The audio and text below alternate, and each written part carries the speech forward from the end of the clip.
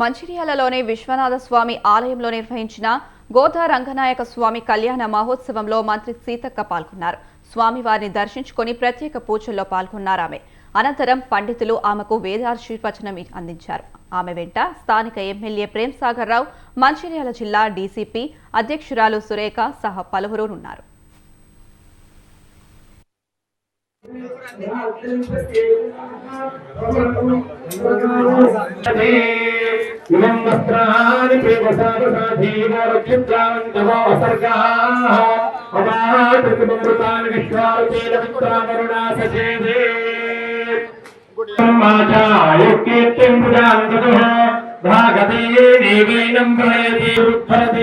यावते हृदय देवता सर्वा वेद विद्ब्राह्मणे वसन्ति तस्मात् ब्राह्मणेभ्यो वेद विद्योति वेद सूर्यान्न श्रीलङ्के